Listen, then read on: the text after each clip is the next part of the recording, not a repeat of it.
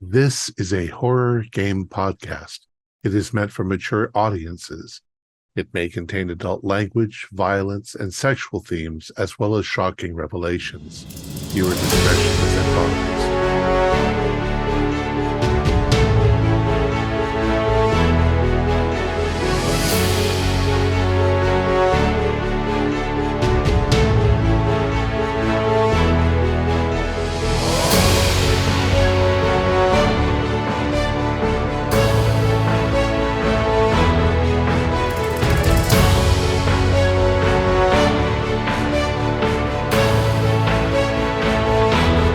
Greetings, fellow investigators, and welcome back to our video podcast, Into the Darkness, where my friends and I will be playing the Pulp Cthulhu role-playing game. I'm your host, Thom Raley. The campaign is Two Headed Serpent. It was written by Paul Fricker, Scott Dorward, and Mathew Sanderson. It's available from Chaosium and also from Drive-Thru RPG. I'm the Keeper of Arcane Lore, and this is episode 32. Our recap will be given by Cone Lighton as his hero, Goose DuPont. So without any further delay, let's continue our journey into the darkness. Owen? Snakes nest in that mouth. I hear the sibilant threat. Who would have thought that I'd not be thrilled to return to New York City anymore? Seeing that skyline didn't raise my spirits as it normally did. Nor did it put a damper on them. Since all this caduceus business started, I've only been to the bar that my father runs once. And I didn't feel much then, and I don't feel any inclination of going there now. I saved a lot of villagers back in Iceland together with Loy. But if I'm truthfully honest, it was more out of a sense of obligation, or maybe because it was part of the mission. I didn't feel any moral obligation to do so.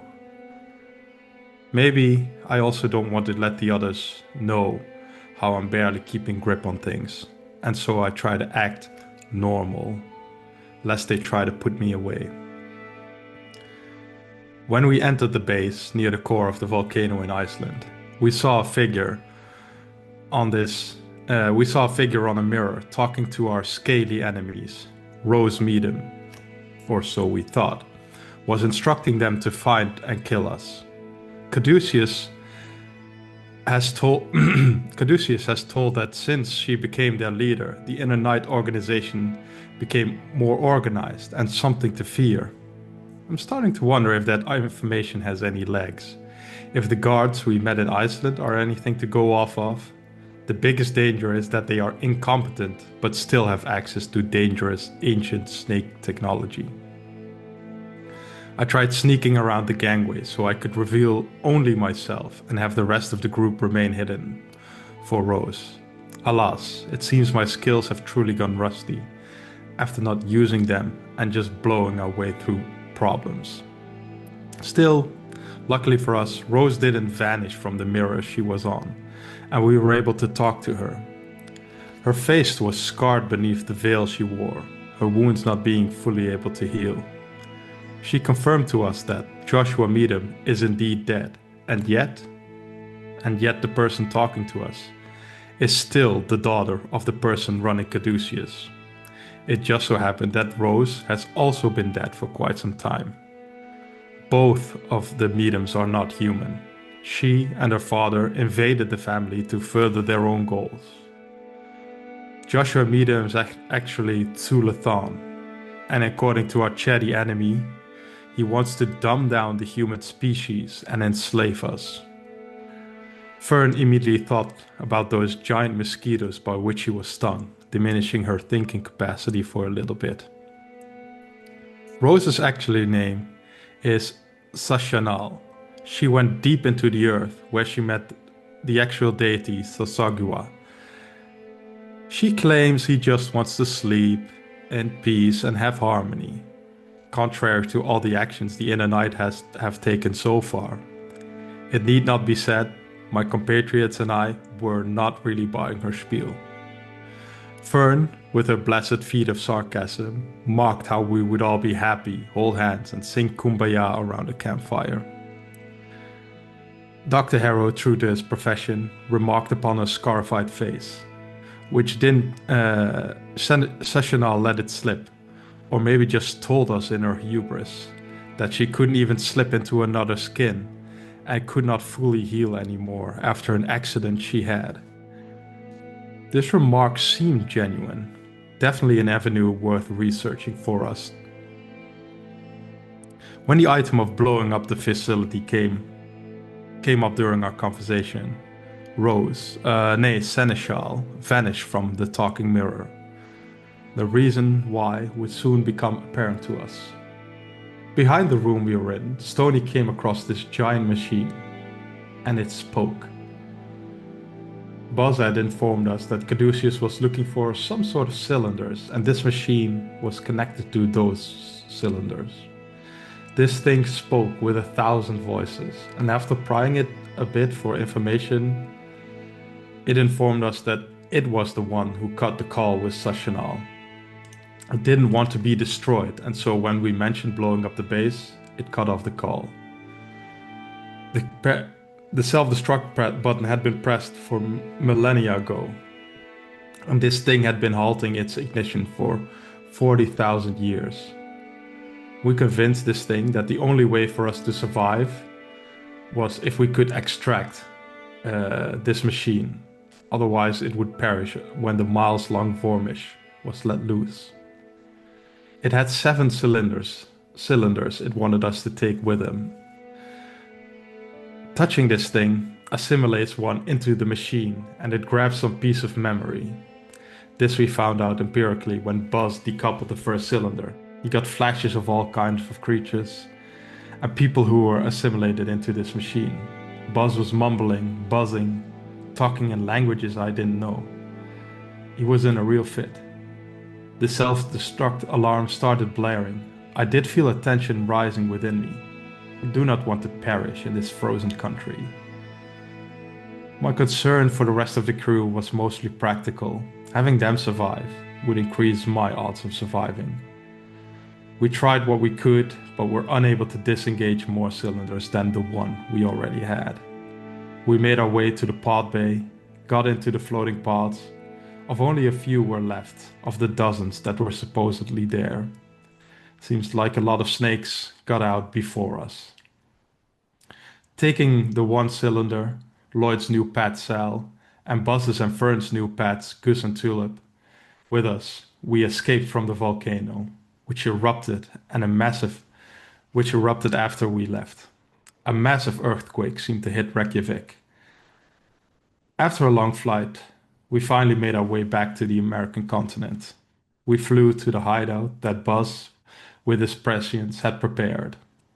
The news mentioned the death toll in Greenland and Iceland was sizable. Our calling card. We seemed to leave dead body. Sorry. We seemed to leave enough provisions around the world for our ghoulish friends below ground. Well, at least we are back to the warmer climate of New York City, this viper's nest. Coming back to New York City, we have a lot of things to figure out. What is our story for Caduceus? If we even go back, that is. We could send back a few of us, the rest being killed in action.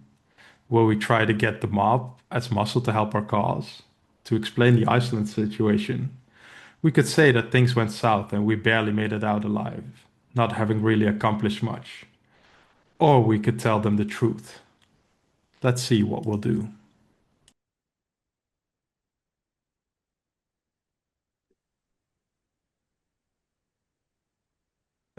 Thom? Excellent. Yes. So you find yourselves all in Buzz's hideaway.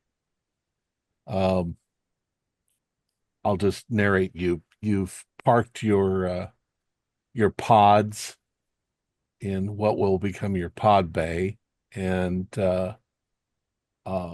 you've moved in. His assistant is there, and you've got enough provisions and enough.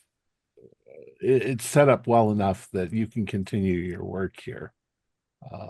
And I assume probably after all of that stress, you rest. So we'll say it's the next day. You've woken up, you've seen the news about Iceland, and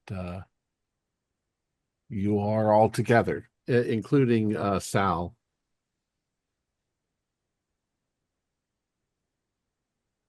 Iceland, England, Ireland, uh, other other ports took a hit of one size or another from our tsunami.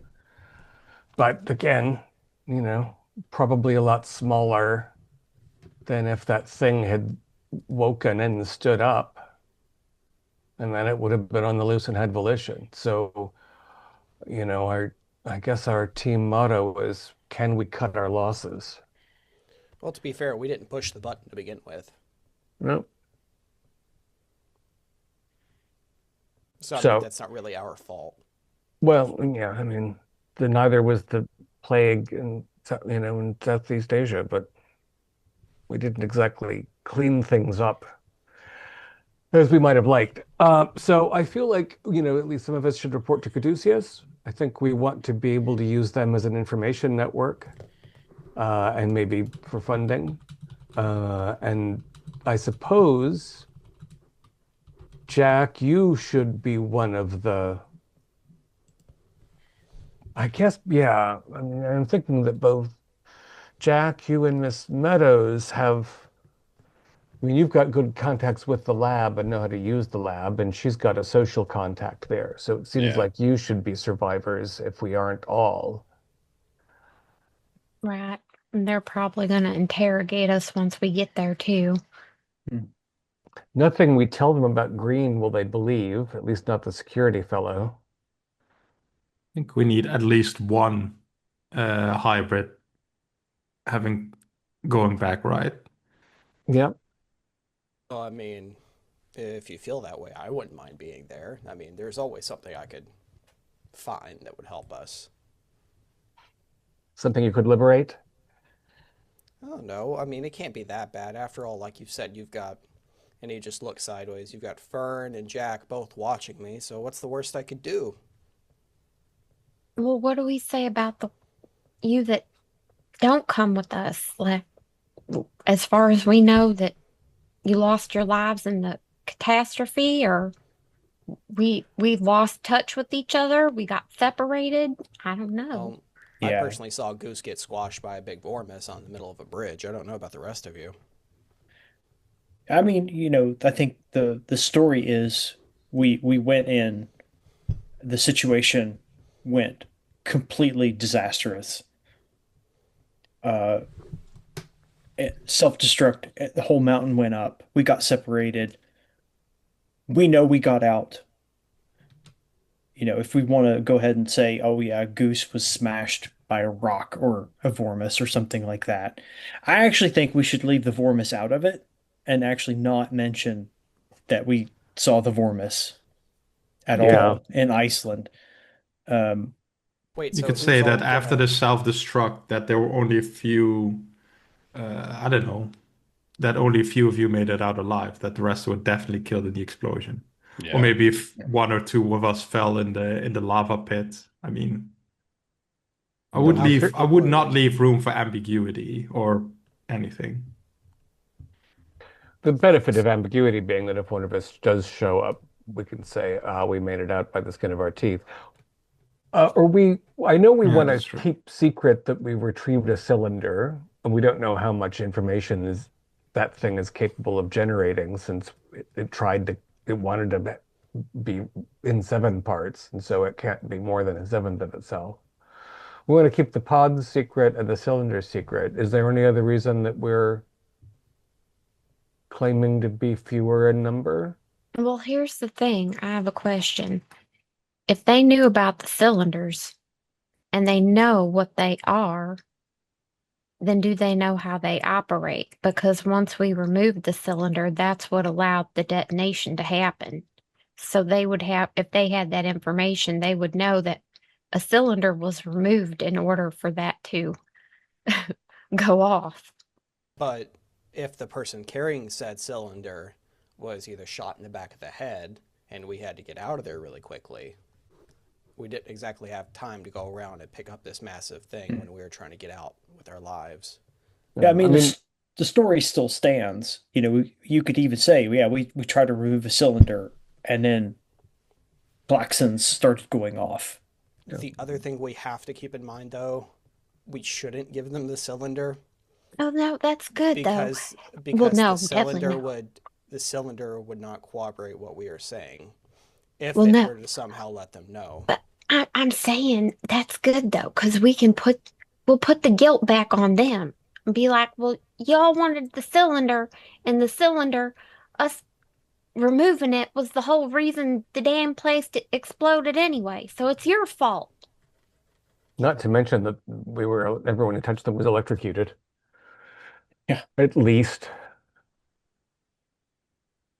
I don't know if we're the ones who are staying and showing our faces to Caduceus, do we really want to cause resentment with us and them blaming the deaths of our friends on them? I He says as he really looks around think at that they're everyone. all going to be scurrying around like a bunch of chickens with their heads cut off because this was a pretty big event and got screwed up pretty damn bad. I think Thom doesn't really care one way or the other how we really feel.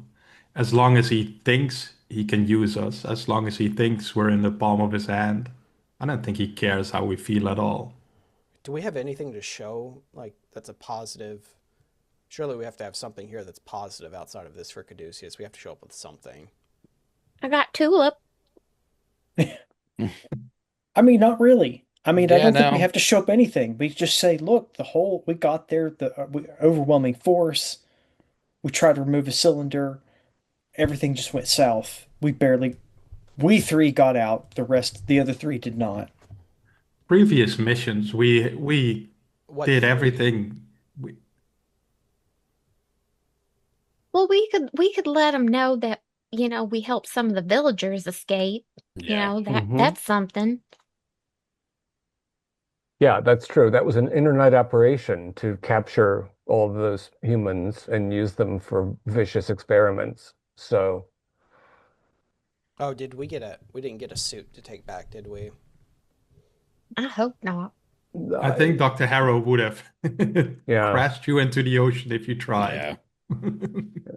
I'm afraid those things might have been potentially useful, but the evil of them is a little more than I can tolerate. No, just like even one that had been partially like decapitated and no longer alive. Yeah, Just we don't really as an know how much they example. suffer because they're already more alive than they should be. I mean, yeah. No, we don't have any of those things, nor is the machinery that built them any longer functional. Wait a minute. Yes, we do. And I turn and I look right at Sal. Oh, that's true. There is still Sal. Sal. What I about don't Sal? think he. How long do those things last, Sal? What Are you going to get things? the person you're wearing? Are you talking about? Sal's not wearing anything. I thought he had a suit on because he was cold originally out at the volcano. He was wearing a baby suit when we first Was he? Okay. intercepted them in the weapons cache. He shrugs his shoulder. He says, "But we don't really know how it works. I mean, the Uh, machine worked, but we didn't build the machine. I assume they don't Um, need baby food when they're being worn. well, they do need food every once in a while, but we don't know what it was that they were eating. This one's starting to be kind of sluggish and cold. Actually, by now he's probably taken it off, so because he's not in. Maybe we should just give it a burial or something. I think we But should give it to them as an example of the horrendous things they've been doing. we can Horrendous and, describe them and we can destroy this thing as quickly and painlessly as possible. In fact, I'm going to start chopping wood. I just want to show up. Well, with say there's a something. big old incinerator in Yeah. Buzz's. I I just don't wanna think we read- need to show up with anything. Previous don't wanna missions lend were a credence success. to This one wasn't. It happens. We tried our best. I agree. Yeah. I think that's a good approach. We're But if they bound to start- fail at some point, you know. But if they start thinking that we're going to fail at everything, why would they assign us missions in the first place? Well, I mean, one who works for them is decapitated if they're lucky. So I don't think people are exactly lining up behind us for the job. I I mean, if think you the think back success to, was that, I'm sorry. no, no, go ahead. I think the success was that we did stop the inner knight with whatever they were doing. We just didn't come back with anything, but at least the inner knight is not able to operate in that base anymore. Yeah. That's the success. Yeah, that can be our story. They were definitely planning something. We didn't really get the full picture of what it was, but we stopped whatever they were trying to do. And Should we? if you think about Oklahoma, that was pretty much an anticlimactic event as far as Caduceus is concerned, because we didn't really do a whole lot as far as they know. Certainly didn't bring back a trophy, but they still sent us to Iceland right away. Now, I want to return to the question. Is it going to be more inconvenient to fake some of our deaths than it's going to be helpful? The Could be pro is that a inconvenient. few of us can operate in the shadows without being tracked properly. What are the Sure. cons? They might add new people to our group. I mean, Yeah. and We as know what sim happened to the last two or three that got added to our group. well, and if it's if the next emergency is one of those situations where they put all of us on a plane, then, the rest of us will have to take the air spheres, which maybe is okay, but we won't necessarily know where they're going exactly. Although actually that might be the best argument. They don't know we have air spheres. We can go wherever we want without them tracking us. And we do still have the communicators, unless, Yeah. someone's listening to us. I mean, but at the same point, No, if two or I, three of us are alive and it's like, how do you feel about going to Hawaii, Buzz? Do you I know what I think mean? I think the communicators I long ago made it to where they were just for us.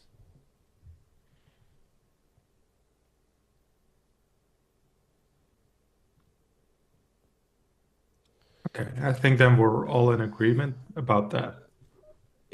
The only thing I'm not sure who died. I'll be one of the ones killed in action. I don't mind. Do an I can intelligence even roll for me.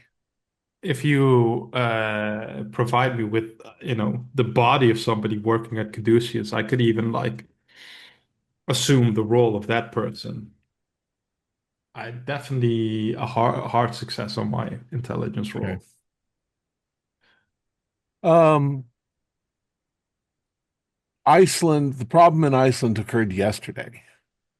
Okay. Yeah, we need to wait a few weeks or a few days at Well, least. the fact is, how did you get back to New York so quick? That would be a major question. Um, I mean, you'd expect at least 3 days, you know. Um, and the plausibility of you getting separated makes complete sense. You can show up when you find your way back. You don't necessarily find your way back together. That's also a possibility. We can Right. stagger our return if need be. Yeah. So we can send 3 or 4 in, and if 2 of us want to show up later, that's fine. Yeah, because I'd, re- somebody that shows up later could have taken a boat. Yeah. Maybe they were trying to get a boat off the island, It's a big and they ocean, just especially yeah. after there's been a tsunami. Or they were so in a we hospital for a couple of days. Yeah. so what we're saying is that we all got separated after the thing went up. Some of us at least, yeah. Mhm. Makes sense of the chaos, right? Uh, things happen. Yeah, I mean, imagine you're running through a volcano as we were, Well, and that's the thing. All right. So we need to get our story straight about how we got back because when the earthquake happened, I'm sure there were no boats or planes or anything leaving the island for quite a while. no evacuations perhaps out of Reykjavik, but not a lot else. Not a lot of luxury steamers. I'd say with some of your connections, you guys should be able to figure out when did boats start leaving, how long would they take to get here, and so forth. And that might give you, if you're careful, a week or two before you Yeah. show up. And Caduceus doesn't know. Yeah. No, we can send I'm sure that we have a private telegraph situation here, so we can check in with, businesses on the European side and whatnot. Yeah, we can Right. frame this We however we just want. we need to be real careful about our comings and goings while we're here so we're not spotted. Disguise roll. It actually is storming right here. Of course, 3 of you have very good disguises, if you want. Yeah. I think we're gonna have to figure that one out. Goose, with your more substantial experience adopting other forms, what can you tell us about looking like ourselves again? I mean, do you have a memory of your goose as Gustave Dupont that you can will yourself into adopting? Is that what it's like?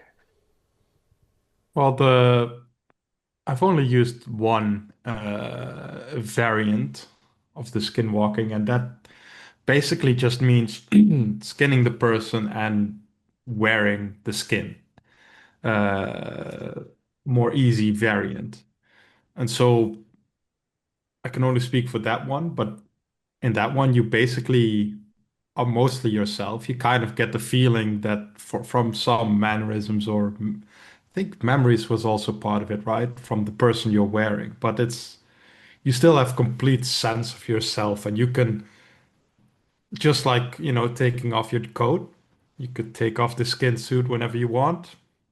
You're perfectly yourself again. The one variant I did use is like, it's not perfect. Like, a careful observer will notice a few baggy patches of skin or whatever. Yeah, that's what tipped us off in the first place in Bolivia.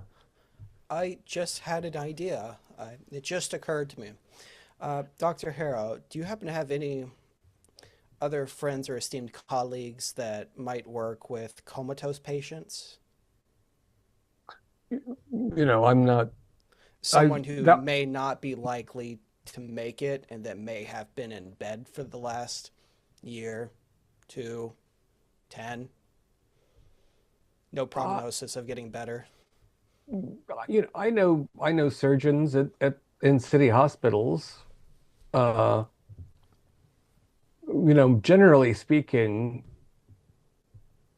you know, given that it's 1933 and we haven't adopted serpentine technologies, there's only so long we can keep somebody alive if they're unresponsive. So most people who are very seriously damaged either go or revive in a few days. It's not like we can, I mean, the iron lung is expensive and fairly uncommon. That or we can find someone who's terminally ill.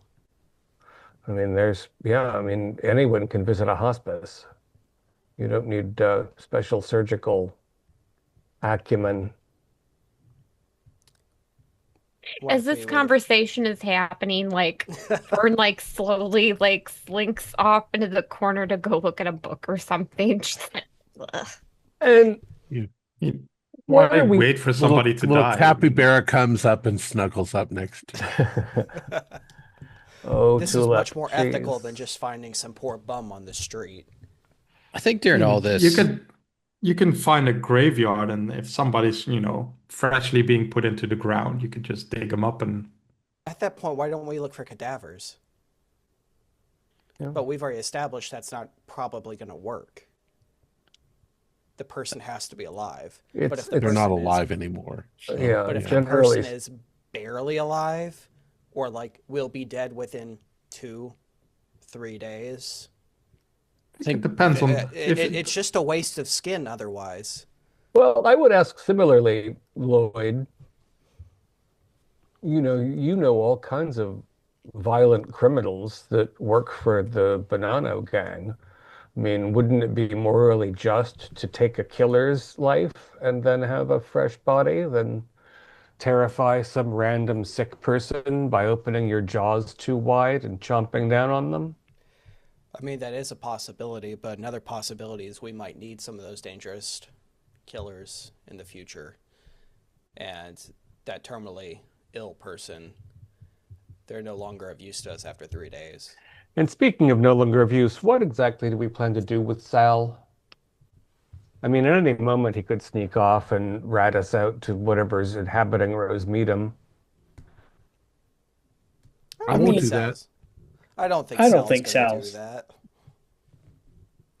How does Well, he that's a look when good he sees us talking about like trying to go find old people who are dying? I mean, he's wearing a young Well, Icelandic person right Yeah, now, so yeah. or was recently. I mean, if you're going to ask me, the thing is, killing criminals, that's one thing, but those people are criminals. So then you're going to look like the criminal. And don't you That's a criminals good all have point. reputations? That's a good point. Yeah, you don't want to accidentally end up in jail because you get picked up off the street. And if And I think you you're take right. I think you're right too about the person in a coma. They're going to die and their skin's perfectly fine. I mean, depending on why they're in a coma. But it depends Um, on which spell you use, right? Because you did have the consuming them and assuming their likeness. But the skinning them, I I, don't think they need to be alive. I don't know any Cell. magic, so I don't know how the magic works. So let's take Cell, for example. If we were to kill Cell right here and skin him then, we could still wear him, I think. Uh, I don't know if it works that way. Does it work on if you skin actually, Actually, them? the priest I assimilated was dead, right? Or at least a actually, clone of the priest. actually, what Sal just said, he didn't mean it. Pretend he didn't say it because Because he obviously he would was know. living in Yonkers, Yeah. so he does know how to wear somebody's skin. Um, yeah, I mean, you Yeah. just eat them. I think it would be Um, better to have something that's probably a little bit more permanent for what we're looking at, though. And I can't think of a nicer way of going about it. I mean, New York I City's mean, filled with the, useless another people. easy way would be just to find a person halfway across the world, have a bite of them. Hopefully, they don't notice, and you could both you could assume their likeness. They'll keep living their lives in a country village somewhere in France or something. I don't think you could just Nobody take knows a. them. I don't think you could take a leg, Goose. I don't think that's how the spell works, and the other person just doesn't have a leg, right? Like you have to eat both legs. You Like gotta eat the it's whole not. thing. Yeah. It takes Th- days. th- Didn't the highest level of the spell just eat you just need to consume a little, and then you could always change into that person as long as they were alive. I don't remember. I would need to Yeah. look this up, but I don't Where's think this? it matters too much, so I'll leave Is it the at spell in this. our? I've Yeah. never heard of any kind of spell that lets you do that you don't eat the person, he says. That's in our Discord, right? That's where we put the spells Mhm. last. What the hell's a Discord? During all What of we're What we're having this, having at this right now. meeting. during all this buzz is off to the side because the eating of bodies and becoming people is outside of his expertise.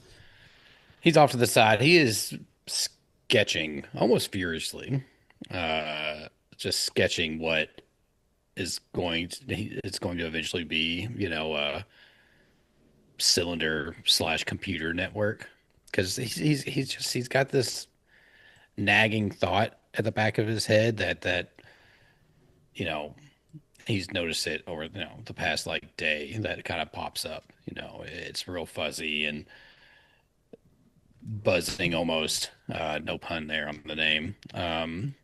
That he thinks there's moments where he understands how like clearly how this whole cylinder computer whatever network works, and so he's sketching out what that could look like, as if he was going to build it in a corner of this place. But he's just doing it off to the side. Gus is probably snuggled up next to him.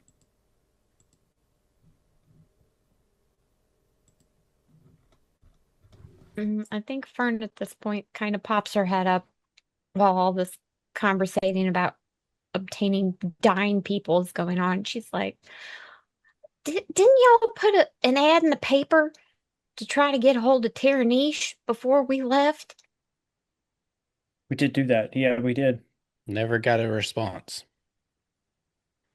Well, weren't wasn't it supposed to be like, oh, meet us at this particular place at this particular time or something? Yeah, I think it would have directed her towards Frankie, I think. Or, yeah, I think maybe to the shop directly. But nothing, kind of leans back and looks over where Frankie is like, nothing came of that, right? Nothing, boss.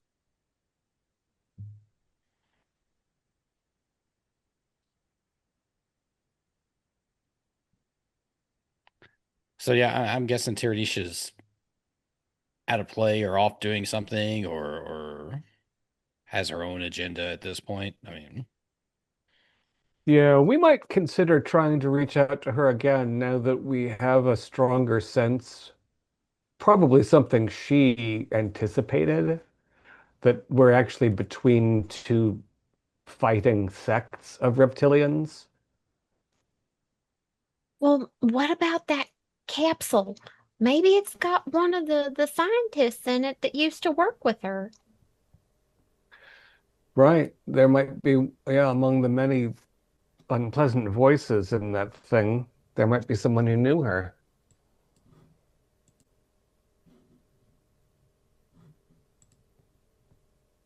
Well, since we have time to kill before we announce ourselves, and I think it might even make sense for a couple of us to hop into a flying sphere and actually take a couple of you survivors over to Europe to take a ship back for verisimilitude. I mean, if you feel like an ocean voyage, and we can have good paperwork in case their security people are fussy. But in the meantime, we could go back to what's left of the mansion. Or is there anything else we'd like to? Do we want to try to storm the Caduceus complex again at night when they think we're thousands of miles away? We do want to look more in that basement. I mean, maybe they've got a better Rose Meadham clone we could bust out. Speaking about things you could wear. Well, wasn't there like a cloak or something that invisibility thing? Did you take that, Dr. Harrow, from the cache that they had back at Caduceus? Visibility cloak. I think that was left at Hogwarts. Oh, I thought there was something that when he put it on, it made him invisible. I don't recall that. No. That would be impossible. somewhere in Buzz's mind, he's thinking about an invisibility cloak now.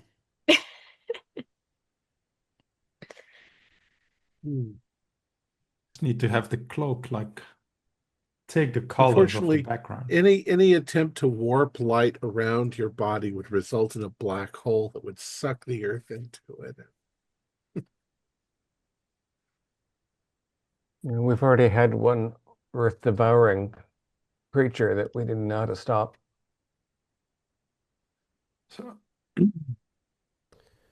So, who do we think has survived this explosion, and who? I heard Goose say that he might not have made it. Tragically, I could be MIA. It I don't sounds mind like operating from the shadows. I'm sorry. Yeah. I've survived. I'm content not to have made it, but as you have brought it up, I don't know how well that'll be received. I think they'll miss me really badly. they like to keep everyone likes to keep an eye on you, Lloyd. I know I'm just so charming, huh?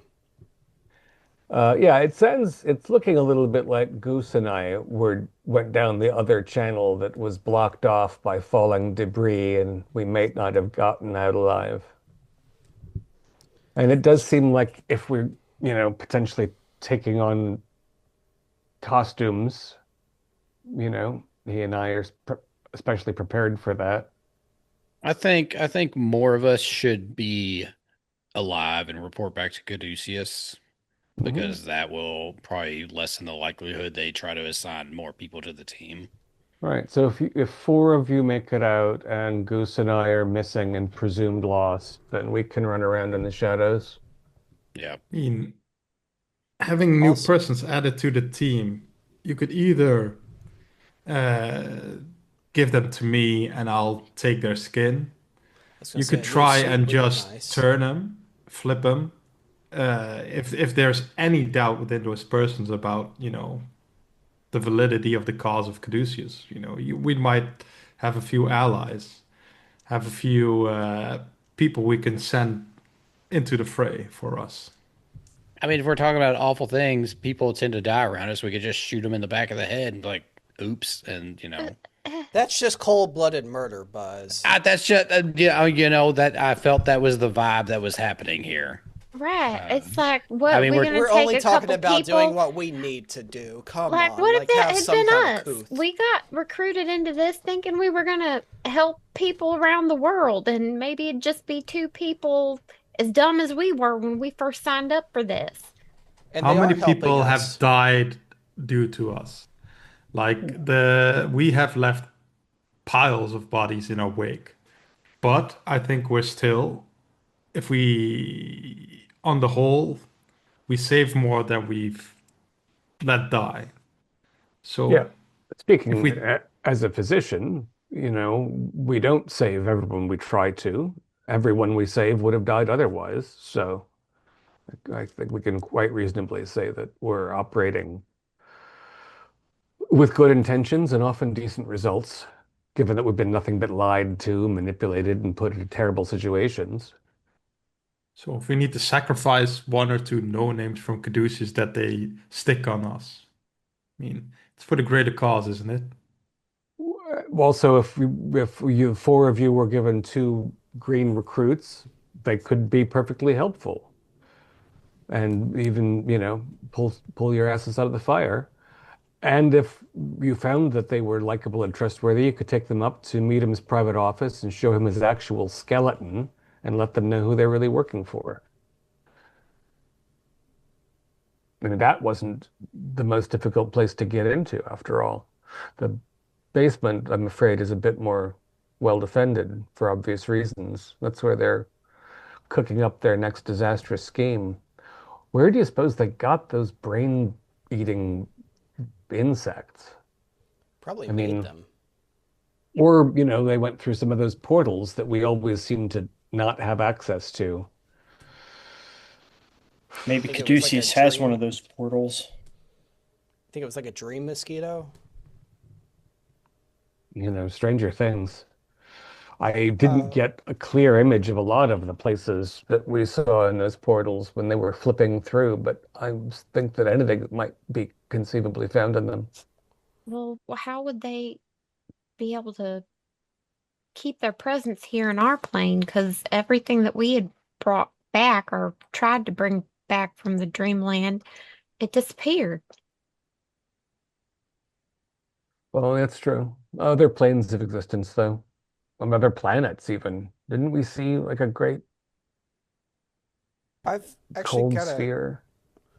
How well do you think Tiranish actually knew about?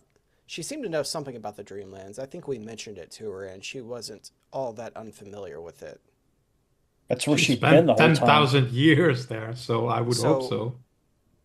we do have another friend who frequents the Dream Realms. We could always Well, call if we him up can, and see if he could reach out to her or see if he's heard anything about anybody like her.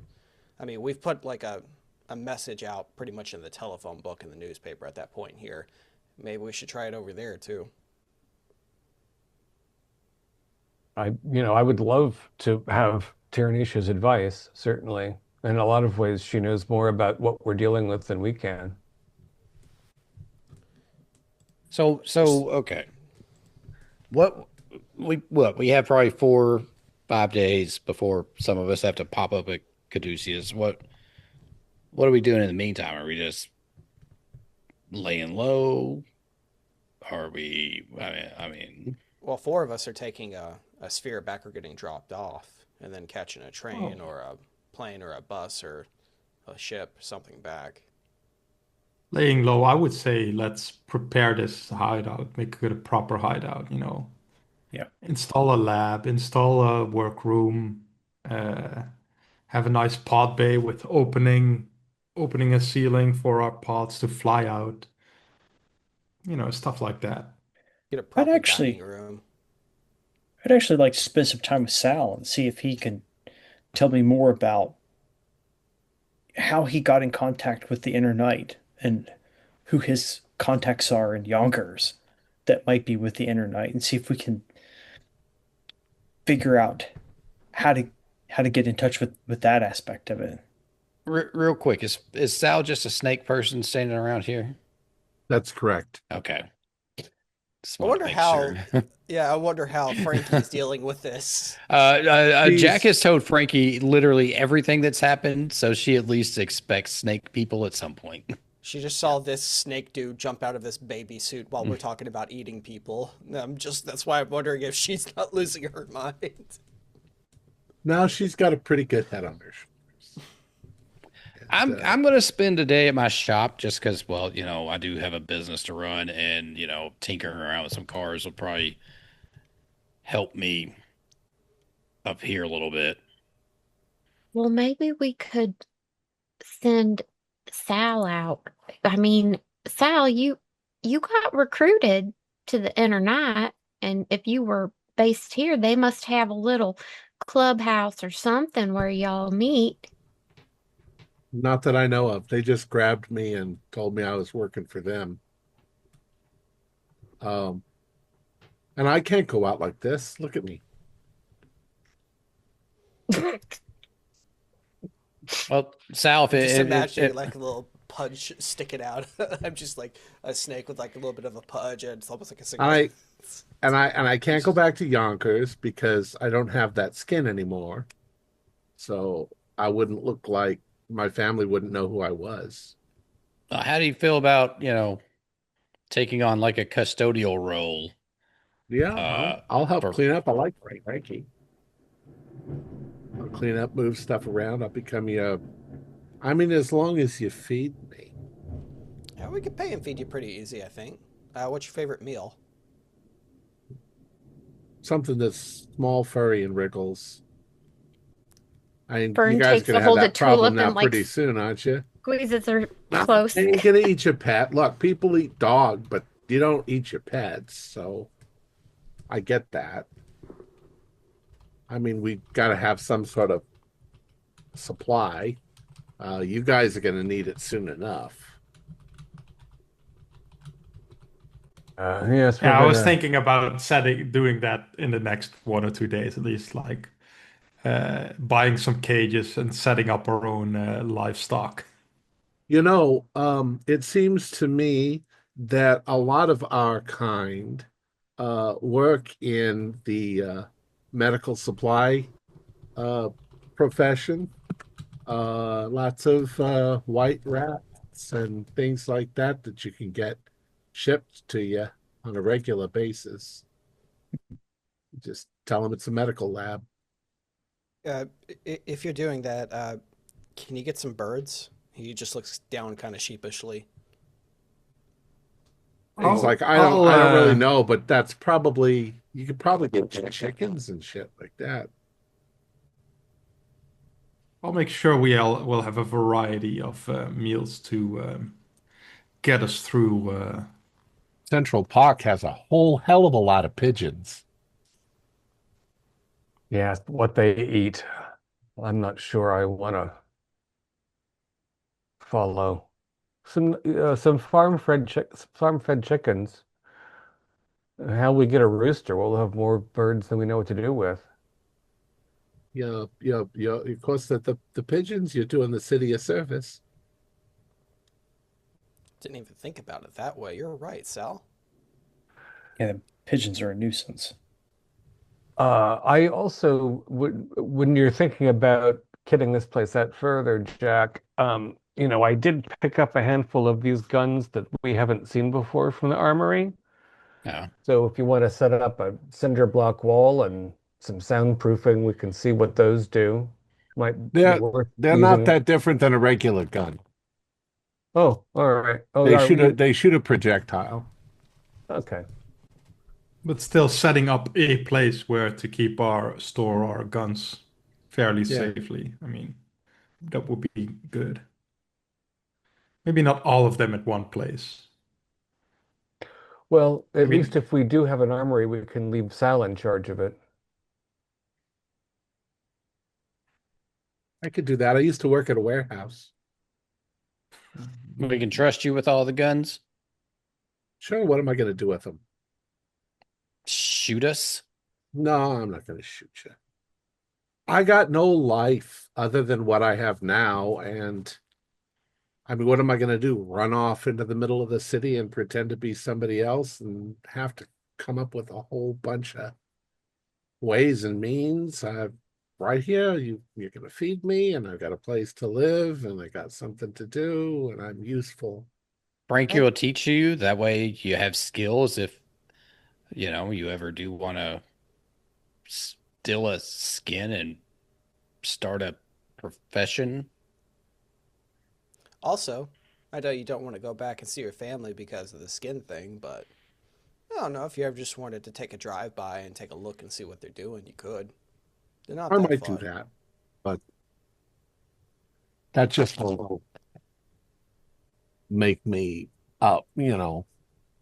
sad or whatever you call it. Yeah, we can get sad. Yeah. How old are So, you, Sal? 23. Oh, So young. right. Yeah. I remember being 23. I mean, the average lifespan of a snake person isn't much more than a human. No, but you were hatched? Yeah, I was hatched. Wait, what? Whoa. Start back a bit, Sal. We've missed some stuff. Like, sit down, have a cup of coffee, a cup of like chicken shit. I don't care. What the fuck is going on? You were Hatched. always a snake I- person. he's yeah. full. He's not hybrid. yeah. So Yeah.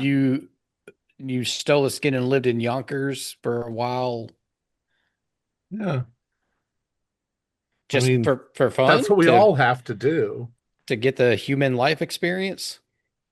I mean, our parents kind of tell us that we're going to have to make a life for ourselves and live amongst the humans in secret. And yeah, Oh, so It's probably that or So live you're- somewhere in the jungle where there are no amenities. I just like- figured y'all were in a secret base, just doing that thing.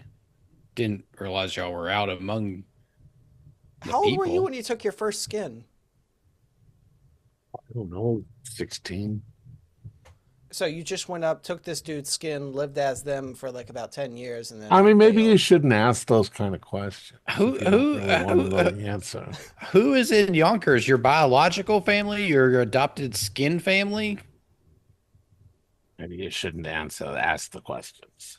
I mean, I want to. Sounds like moral judgment to me. I just want to know the guy I'm employing. I mean, we do what we have to survive. I guess that's all of us at the end of the day. You guys, every once in a while, you start talking about like peace and harmony between the two species. I wish that was the case.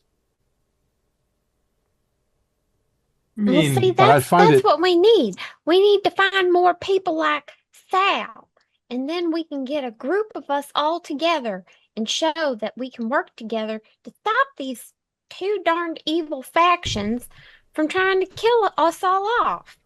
Yeah, but that sounds really good. But you got three of you right here that are already halfway in between both. So I Well, don't know. you've been you your whole life. They're just learning their new hybrid lifestyle. So we need more people like you that have more experience. Well, you're flattering me, but look, I'll just do my best job. Best not to ask too many deeply personal questions, but I mean, you're asking me if I've killed people. Well, that's Yeah, kind of what we do where I'm from. We get to know everybody and we like to know your family and your people and where you come from and all this and that. I've killed people to survive, but I mean, they we were all have not at this point. they were not I they were not mean, they were not innocent people. So I don't want to know the body count on our group, so I think I mean, after all, we work with like what we call Plan G is our regular Plan A. So that's like, I mean, yeah. Yeah, I've blown up, probably more people than I've shook hands with in the past, 3 months. I'm gonna go sweep the room. all right. But Buzz definitely has a quick conversation with Frankie about uh, do not hesitate to shoot Sal if it looks like he is going to turn on us or steal a gun. Well, now She I feel smiles at like, you. She smiles at you. She smiles at Sal. Sal smiles at her, and then Sal turns to you, and the smile goes. it's like now I feel like getting me some little serpent people eggs and we can hatch them and have some little baby serpent people. Oh Oh, no. I don't. Not This is fucking not a pets. nursery, Fern. They, This is I not a daycare center. We aren't raising up like this. Like, you think we just go out there and raise the people we want to? Actually, that's a good idea, Fern. I'm going into the city. I'm going to go work on some cars and an easy task for a little bit. See if I need anything from the city. oh, Well, I might go Um, down with you. I'm wondering, if Goose and I shouldn't try to infiltrate the cellars of Caduceus in disguise. Are you gonna wait a few days first and do Yeah. that? Oh yeah, yeah, yeah. I mean, unless you go out disguised if you want to work on cars or things like that. well, Frankie, if you don't mind, because I feel real anxious about going out right now. Would you go to my apartment and grab some things from my lab to bring back here? Sure. Thank you. Yeah. We can say that over the course of, we'll say, the next 3 days. I'll just go around the room. You tell me what you accomplished in those 3 days. Is this Uh, before we all head back to different parts of Iceland and then catch a boat back? yeah, if that's what your plan is ultimately, then what are you going to do before you go? Okay. I'm gonna lay low Um, for a few days until, I feel like I would get until the earliest opportunity for transportation back. Then I'm and gonna if you're doing something that makes you comforted, then I'll give you 1d10 sanity back. okay. Yeah, I'm definitely gonna spend some time in my shop. Just Buzz needs a taste of normalcy for at least, half a day, fixing working on some cars, not thinking about snake people or 3 mile tall trolls or the fact that half his friends are going to eat people and steal their skins or Now, the I'd say that your ability to repair a car is now ridiculous. It's almost childlike to you. And you find yourself constantly thinking about really interesting ways you could improve the engine, the frame, everything about it, because you seem to have this wealth of knowledge in your head that's rolling around. Yeah, I think there's probably a moment while Buzz is working, realizes, he understands cars on a much deeper level than he thought that he ever could. He can look at something and kind of really quickly determine what's going on with it instead of having to spend, a few 20, 30 minutes underneath it, removing stuff. I think there's a moment where he is reaching for a wrench and drops it, spills all his tools. And if anyone were around, they would see Buzz certainly like roll out from under the car and start grunting, like cursing, but like not using words, grunting and like punching things and knocking things over, just really upset for a little bit. And then just kind of snaps out of it and, picks up his tools and puts them back where they go and slides back under the car as if, nothing had happened at all. I'll also have you do an intelligence roll. Okay. That is a 60, which is a success.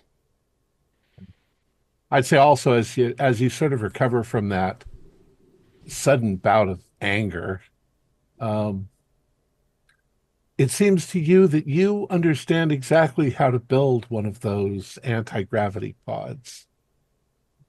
Now that you've Yeah. seen one, an actual one, once again, it almost seems like child's play on how to build something like that. Even the anti-gravity part. It's like, oh, so obvious. Yeah, I think this car that he was working on stays like when that thought hits him, like it just sees it. He immediately walks off and starts like looking around for stuff, gathering anything he can that he can start using here to start like building, the anti-gravity part of it, Cool. just starts tinkering around. And Fern, what are you doing in this 3 days? Fern has asked Buzz. She has an idea. She wants to train Tulip to fetch, and she wants Buzz to make her like a laser pointer so she can point at something with the laser and train Tulip to go retrieve it wherever it hits. So she's going to be working with her on that. I think before Iceland, Buzz would not have had any idea how to make a laser. Now, Buzz whips up a laser very fast. How about Gustav? Um, so I'll probably start out with getting our livestock situation sorted out. Get a few chickens, maybe a rooster. Uh, through Dr. Harrow's connection, get a few mice. Have a variety of our diet for our diet. We'll say And there's a yard behind the secret headquarters where there's yeah, like a little bit of area you can put a chicken coop in. yeah, perfect. And also, I think Dr. Harrow wanted to infiltrate the basement again. I'll ask the people who went last time because I was not there for like how a map of the basement where they went and where everything was and like kind of like draw out few ways of infiltrating the base from outside. They draw you up a map. Um, First of all, the basement you recognize the way they draw it out. Then you see where the secret door is that leads to an additional facility underground. Um, you can see that there are corridors going to like the room where there were statues and things. There's the one where there was the medium things, and there's one corridor that you guys didn't explore. So that's there as well. Obviously not drawn, but just indicated. So uh, it was beneath the parking garage, these hidden Correct. layers, right? Sub basements. Maybe I'll try to figure out if we can like without just from the parking garage if we can enter further. Because I don't want to show my face at Caduceus yet. Yeah. Stony, what are you doing? It's 3 days. I think what I'm going to do is actually um, just spend the time uh, practicing some shadow boxing. Uh, since I'm going to be I don't really have anything to do until I show myself back at Caduceus. So I think that's kind of what I'm gonna do is just do a little like calisthenics and shadow boxing. Okay. Why don't you roll for fighting brawl? And if you fail it, you can give yourself a 1d10. I passed it. You passed. Okay. Yeah. Um, but Buzz and Fern and Gustav and Stony, you guys can give yourself 1d10 sanity back just from doing something that makes you feel comfortable. Lloyd, what are you going to do? I've been actually over here thinking, trying to figure out what he would do.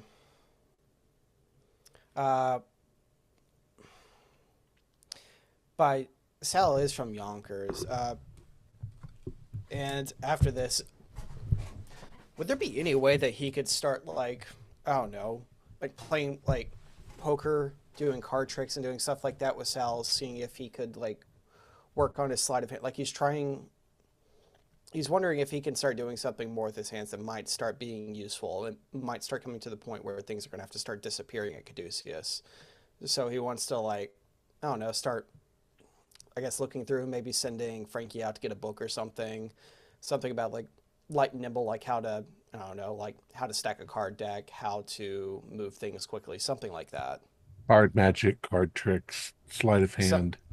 yeah, stuff like that. So that if something were happening, like, how to distract someone with one hand while you're picking their pocket with the other. Because truth be told, he's always been more of a talking the person into giving them their wallet, but it doesn't seem that most people that we end up meeting at this point are living long enough for that. So if we talk to them, So first of all, we'll just say that Sal turns out to be a pretty good poker player. He enjoyed the game. Uh, and the two of you practice sleight of hand and card tricks. Maybe he used to entertain the kids occasionally with some old card tricks, and maybe he gets, like you say, Frankie goes and gets a book from the library on card tricks. There probably weren't very many back then, but if you knew the right people, you could get some pretty seriously, scholarly works done by magicians, not for public consumption, but for their own work. And you sit and practice with him. He's pretty good. His movements are graceful and sly, and his fingers are thin, and he's got sticky fingers. He can grab something and is that with something his actually I'm starting to get to? Like, I'm yeah, curious. I'd say yeah, especially since if you have the reptile skin, you're Yeah. nimble. Um, but all this while, I would also like to say that you have you have various conversations with him. I'd like you to do a psychology roll.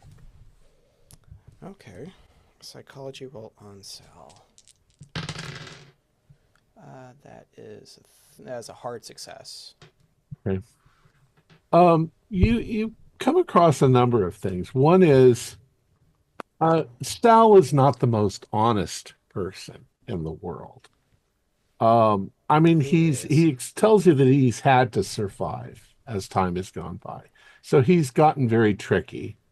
And he keeps reinforcing to you the idea, look, if you wanted to have fun and you wanted to go out and, use some of these tricks, he says it's really not that big a deal to find someone and take their skin.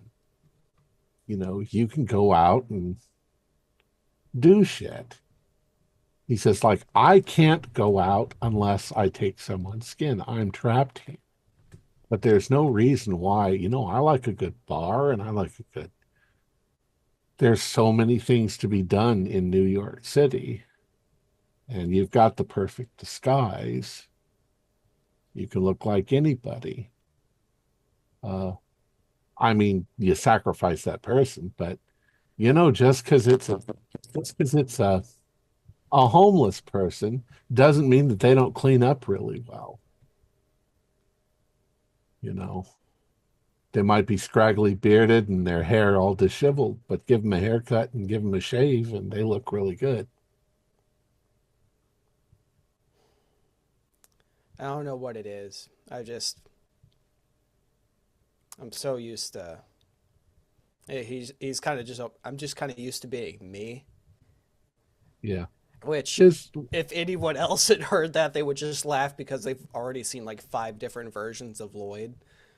But he's just, yeah, that's how he's talking to Sal. He's like, and I'm not. he's like the I way don't that know. you are as a con man by trade, we've had to be our whole lives in a way. He says that doesn't mean that our job isn't legitimate, that we don't have legitimate jobs. It's just we start out by lying. We start out by lying to everybody that knows us because they think that we're human. And that doesn't necessarily mean that when we're working in a warehouse that we're lying to anybody, you know. We choose to lie when we have to. And it all sounds very persuasive. And it doesn't even sound like he's trying to persuade. It just sounds like, look, it's just practical. Yeah, he's hitting on that. He's hitting on a lot of good parts that sound really good to Lloyd, especially since he's already got an issue sometimes with telling the truth.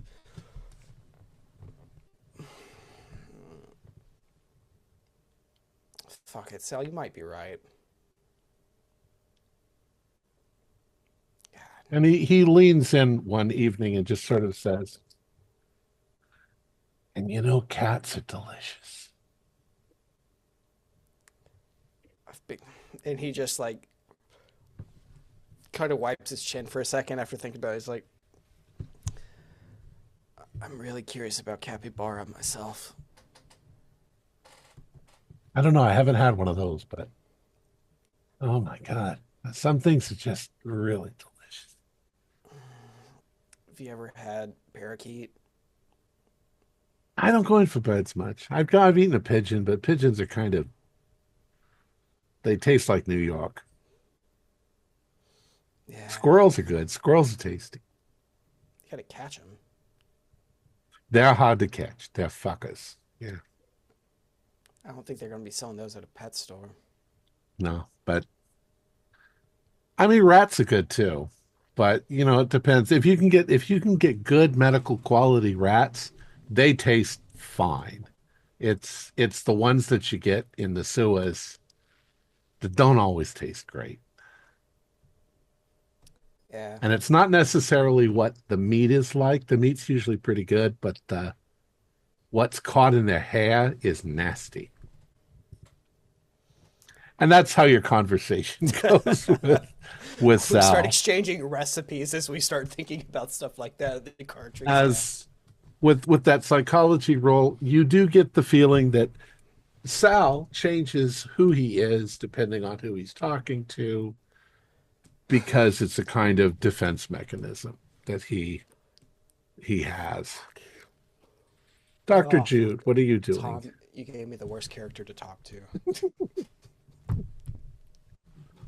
Did he give it to you? Oh, come on. Or I did you can- insist on saving that thing's life?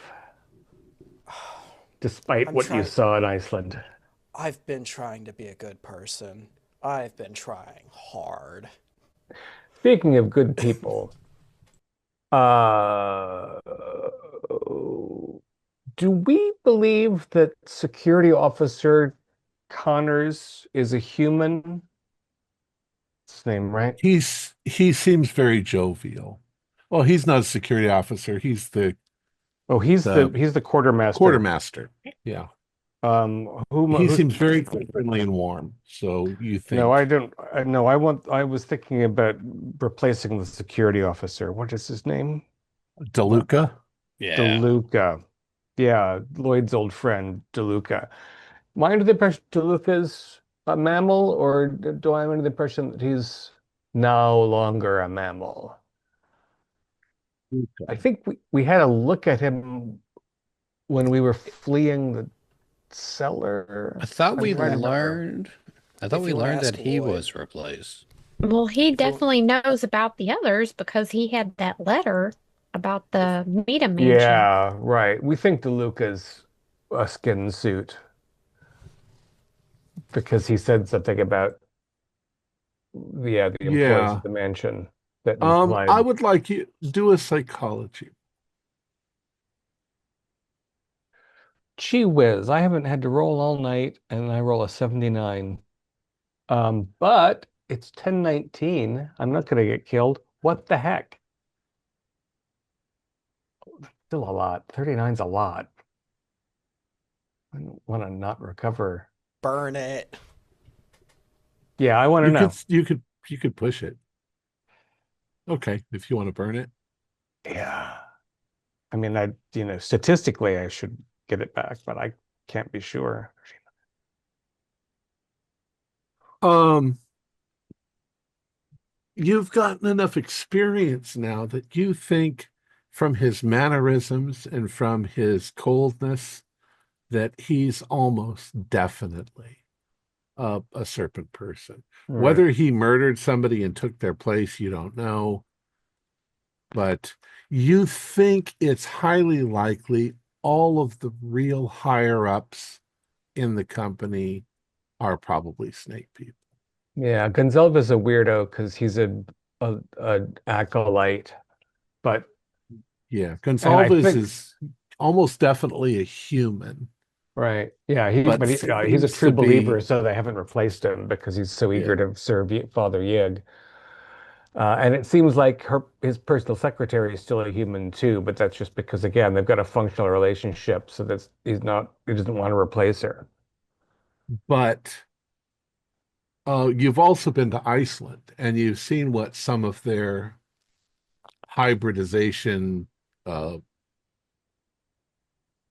experiments have been with the overseers and their big muscular things. Yeah. Uh, uh, what's his name? Second. Meadham's right hand man, who is uh,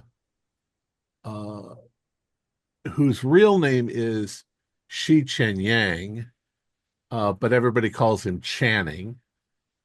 Um, he is a big, muscular brute, and you've never seen any expression emotion wise on his face. You're almost dead sure he's got to be one too, and possibly one that's been enhanced because he Mm. looks like he could rip the doors off of a building.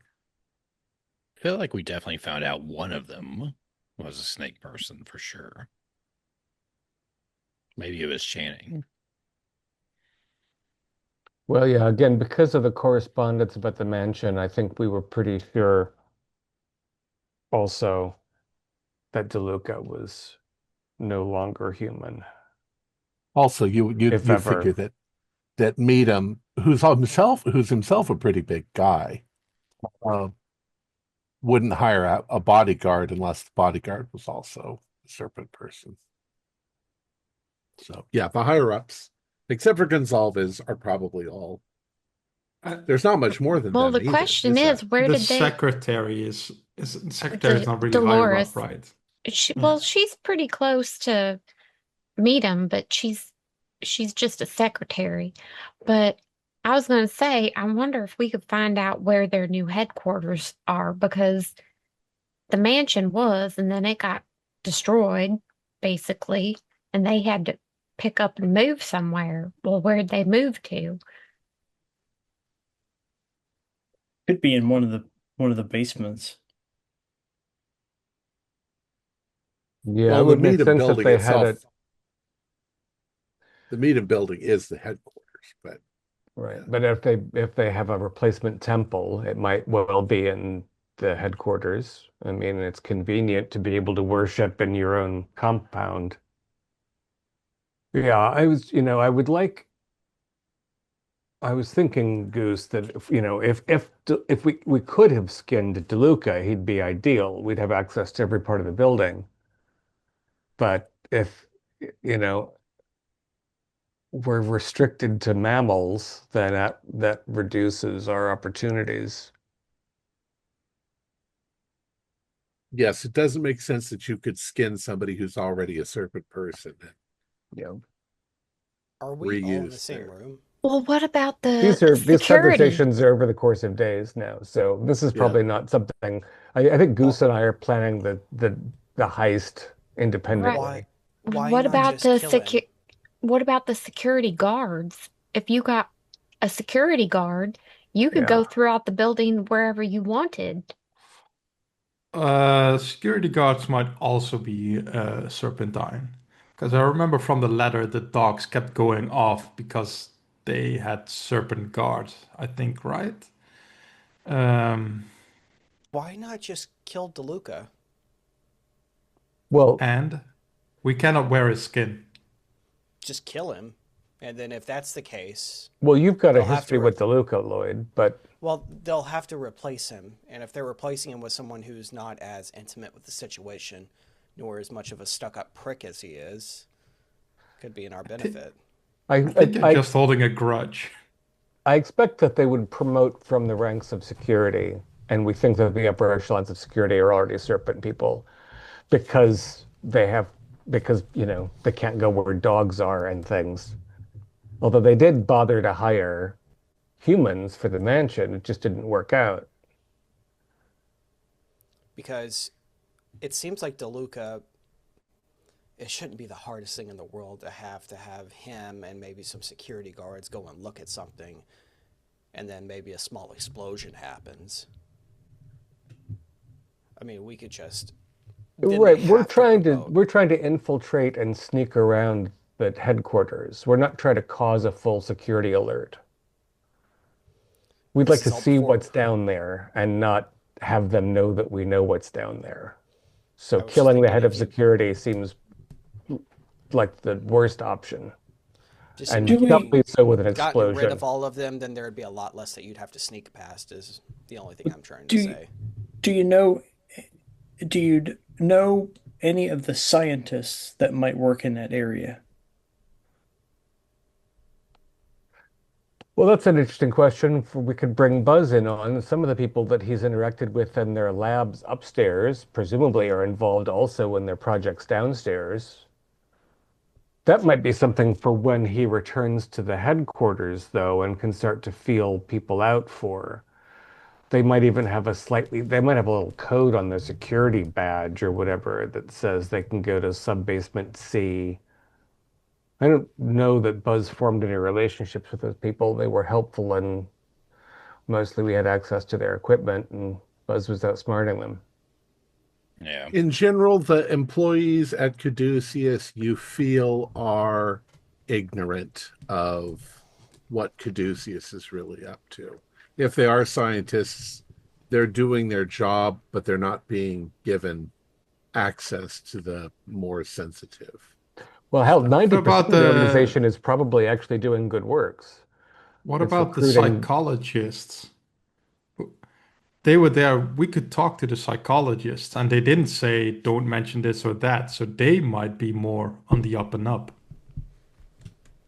Right, but that's less reason to eat them and use them as a disguise to infiltrate the cellar. I was interested in somebody that would help me on the security end of things. It might just be, Goose, that we want to go to, Methodist Hospital and, I'll wear my white coat and carry a clipboard and we'll go into the terminal wing and leave through a back door. So talking about non-skin disguises, I'm fairly decent at those as well. I've worn a few during my time in the war. I mean, just get a wig, get a different outfit, there's wonders you could do with just a bit of, a hat and some jackets. Grease paint and putty, fuller's earth. Right. Well, and then there's the question of whether or not we can figure out something architectural. If we could go through channels that weren't official, we wouldn't have to be disguised at all. We'd just get in there, look around, and leave. Lloyd and Dr. Hiro, if you didn't roll for your sanity, you can take a 1d10. Gaining or losing it? Gain. Oh, Oh, okay. as we're relaxing upstate. Yeah. Yeah, I was like, we're losing it. Oh God, these are some bad discussions. Oh, I'll take it. Ooh, Oh, 8. I'm just wondering, since I was working on sleight of hand, can I get a bump on that or no? Go ahead and do a roll for it and see if you fail, then you can do a 1d10. Okay, because I've got base. So let's see. Oh, yeah. I was so thinking you probably about get the. I rolled, yeah, I failed it. So get a some- D10. 1d10. Yeah. Thank you. I was thinking about the air vents because somehow they would need to get clean air into the basement. But those probably come from the main building itself instead of outside. So that's probably not. I'm thinking just a parking garage somewhere should also have, I don't know, some way of entering the next basement, right? Without entering the facility proper. I don't know. It's a hard one. I mean, everything that's in the Medium building is going to be distinct from everything outside except for the sewer system itself. And even that, in Manhattan, in taller buildings, they're often storage tanks because because the fluid levels are such that you can't just have an open drain if you're 3 stories or 4 stories underground and you've got tons of material weight above you in terms of fluid. They have to actually suck all the waste out periodically. It also seems to me, and I could be wrong, is there are often, if there's an underground area, that there are what look like posts that come up out of the ground with vents in them to let Hmm. air, but they're usually not much more than that big Yeah. around. Yeah, we unless we come across unless Tyranny shows up and teaches us to turn into a python shaped spell, we're not going to be able to sneak in like that. What my friend Josh calls the voice in my head thought there was something to that python plan, but Get get into the archives and start reading up on spells, maybe there's that's something. true. There's stuff we don't know in there. Um, If we are doing this over the case of a little while, I do think I want to figure out a way to go to the local cemetery and see if I can get a hold of Eddie. I mean, do y'all think that's a good idea? I certainly do. I don't think it's a bad idea. It's worth a shot. Yeah, I'm I, not trying to cut y'all off and say we're not having the discussion anymore. I was just right. thinking, well, we're doing this. I can't, I mean, I don't have I'm afraid that I might be too rational to really get my head around this dreamscape world thing. I don't know how, even if every cemetery in the world and every unmarked grave is attached to a magical realm that also has world-eating creatures in it, how you'd reach out to an individual. But if you want to knock on a few headstones and call his name, I recommend that you make sure you're unobserved. So for now, let's do this. We've moved ahead 3 days. Um, your plan for showing up can start to go in effect. Uh, Miss Are you Meadows, you going? want to show up with me? Right. Were we gonna go in one of our little bubbles over to Europe somewhere and then come back on a boat? I don't know that they're going to be tracking us that much. We could probably just walk in the normal entrance and be like, "Hey, we made it." Yeah, I Unless, mean, unless we think Caduceus is really paranoid and they would want to look up the ship's manifest that you came over, you could just read about the shipping schedules and say you came in on the 11:15 from Edinburgh. I don't know. plus, Do we if you need go to, back by capsule, the capsule is also there, and you would need to retrieve it another day. And Well, I mean, we would probably flit over the ocean back and forth and drop them off. Do mm, any of think you fair have the enough. ability to forge documents? I think they'll be happy to see their, at least some of their team survived. That they probably aren't going to look too deep into it. Otherwise, they're going to be recruiting a whole new team to finish off, this whole thing. Right, which was also means that during these relaxing few days, we've been monitoring the papers pretty closely so that we know what Caduceus has been reading about the disaster in Reykjavik and the subsequent tsunamis in the British Isles and probably Portugal even. So If how you do we if you say? like, if you like, what we could say is let's move forward 2 weeks, and by now you've all arrived at different points, and you were kind of debriefed and uh brought back into the fold. Once again, they don't suspect anything. So we don't have to get our story straight, saying like, Infern Yeah, finds this they'll- extremely Go- odd. like Goose They and end up I, believing. we went to free prisoners. We had no idea who those are, and like I saw Goose get shot in the back of the head, and then the thing went to blow up. Like that's like my part. Do we have to corroborate Well, you everybody keep else's killing off story? Goose. I don't think Goose wanted to be killed off. I don't mind being MIA or killed in action or whatever. I mean, Well, they MIA think makes I'm. more sense. they Yeah. also know who I am. If I say I saw him get shot in the back of the head and he shows up and like he said, no, I just barely got shot or he barely saw anything, that's just par for the course. That's I'll just true. say Lloyd pushed me down on his way out.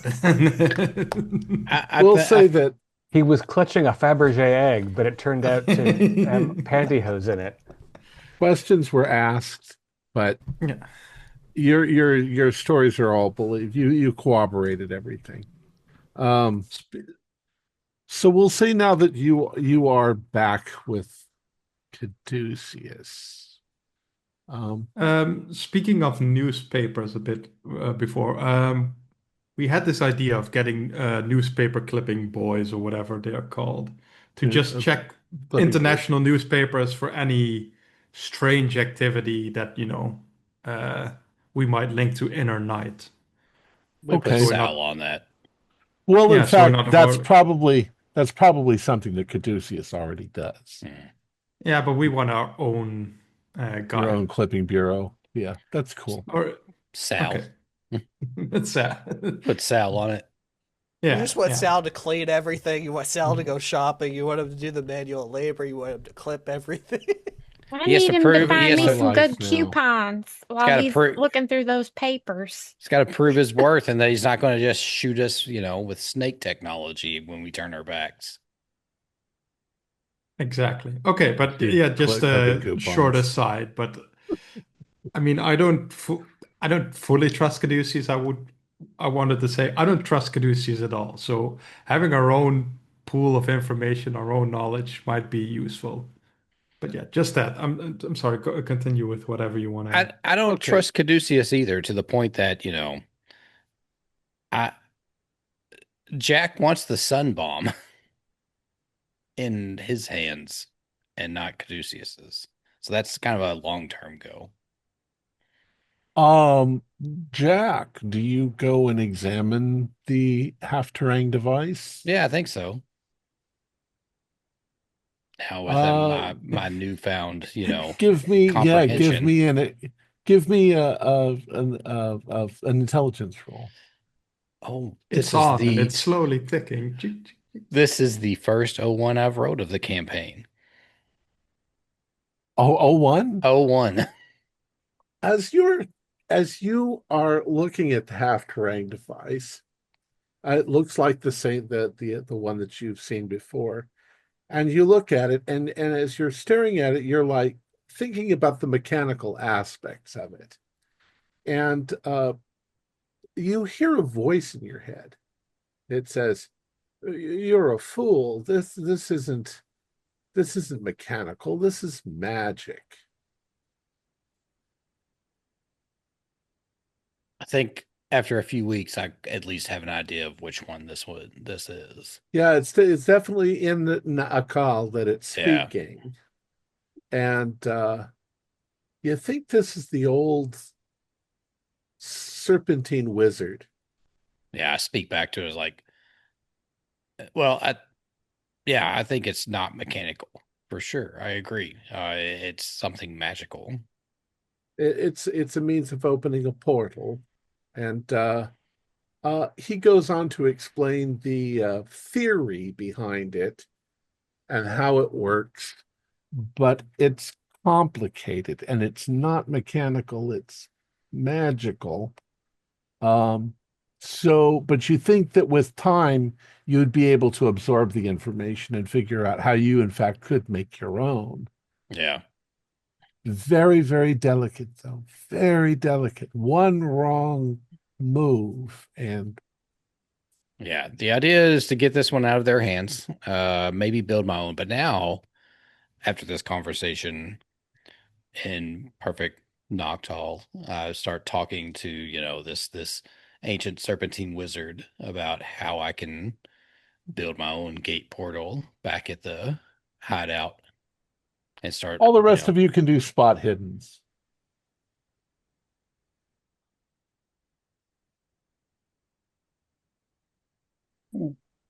Hard success.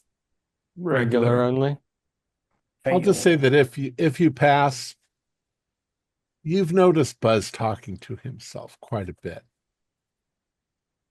mumbling, often not in English. Yeah. All right. What else? Okay, things are kind of back to normal.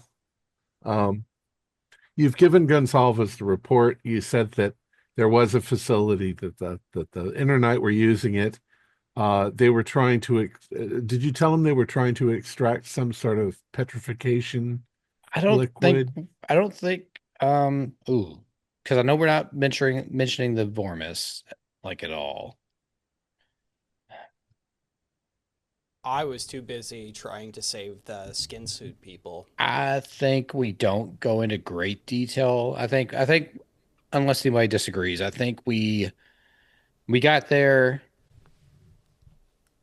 by the time we got fought a bunch. By the time we got deep into the base, the self-destruct or whatever it already started. We didn't learn a lot about the facility. We know it was Internight, but we couldn't gather enough information on what they were trying to do there. I think Gonsalves' ultimate response is that's very disappointing. We were hoping to retrieve some of the mythological archives of information that they might have had, but whatever. He says we'll try to figure out what to send you on next. So you're pretty much in the facility for a while. There's a moment where Jack almost grunts and beats this guy to death, but he doesn't. That urge, yeah. Yeah. It's almost uncontrollable rage. It's there. Jack can see in his mind in like this primal bestial way how he would do it, but he, clamps down. Yeah. How good it would feel. Yeah. Fern, what are you doing? I think Fern wants to try to catch up with Dolores. Maybe have some coffee down at the canteen. So you have you given her any indication again that things are not what they seem? Well, previously she had hinted about that, and I believe she'd also asked if she knew that Meadam wasn't living at his mansion anymore. So I think the gist of the conversation that she wants to have with Dolores is, did you happen to hear like where he moved to or where his people are? Because we went there and they're all gone. She tells you that currently he is staying in the Meadam building on the top floor. Really? She tells you that they seem as if they're in a frustrated sort of mood about the way things are going. They were definitely hoping that you would find more information in Iceland than you actually did. And you guys have a nice lunch, and then as she gets up to leave, she does a quick glance around, at the other customers and the thing, and she smiles at you and she walks away. And as you start to get up to leave, you realize that she's left a file folder on the seat. Yep. Fern will just slide that, scoop that up, tuck it under her arm. She's gonna Okay. shimmy back to the boys. All right. There are 5 memos that she has added to that file folder. And if you want, you can read them or you can take turns reading them. Okay. Give those to you now. Dr. Victor Gonzalez, Caduceus chief researcher, Meadham Building. March 6, 1933, summary of research on the Cobra Crown. Although we have yet to determine if there is any truth to the rumors that the Cobra Crown has resurfaced in Calcutta, my research team has managed to find many details about the crown and its power in our library. The key facts that we have corroborated from multiple sources can be summarized as follows. The Cobra Crown was created by the serpent people before recorded history. It has been referenced in various myths and historical texts as allowing its wearer to command scales and reptiles. There's no snakes. Okay. There is no indication that this extends to control over serpent people. Putting on the crown involves some form of trial or ordeal. Only those found worthy are then granted its power. The Cobra Crown is said to be paired with the Serpent Scepter. Both are reputed to be located in the Temple of the Dreamer in Bolivia. We will be able to confirm this when our field team recovers the Dreamer. Given the sightings of the crown across Asia over the past 2,000 years, it seems likely it has long since been stolen from the temple. There have been no mentions of the serpent scepter being seen with it. Given your personal interest in the Cobra Crown, I've taken the liberty of putting one of the company's aircraft on standby to take you to Calcutta as soon as we confirm that this is not another false lead. I have also reserved a suite at the Great Eastern Hotel for the next 2 months to ensure its availability at short notice. Our informants in Calcutta have warned us that the internet is active in the area and that your daughter has also taken an interest in gaining control of the crown. I suggest you approach with caution. Gonzalez. Dr. Sergio Cerqueira, Station Chef, Caduceus Field Office, Santos, Brazil. February 27th, 1933. Mission update. Ilha da Camera Grande. The research provided by Dr. Gonzalez has proved correct. After following his most recent suggestions, the Ilha da Camera Grande field team succeeded in stabilizing the portal. Unfortunately, they are unable to confirm that the exit point is located on Mu and have had to close the portal for the foreseeable future.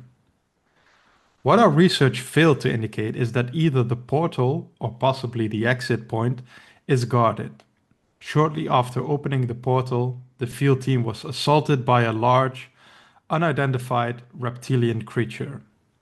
This creature proved not only violent, but also capable of some act of sorcery that resulted in the deaths of all but one member of the field team. The bodies were torn apart and, in most cases, were rendered unidentifiable. We have since replenished the field team and wish to proceed with caution. Are you able to offer Any advice on this entity and how it may be neutralized? By Dr. Chikeda. And then there's a handwritten note under it.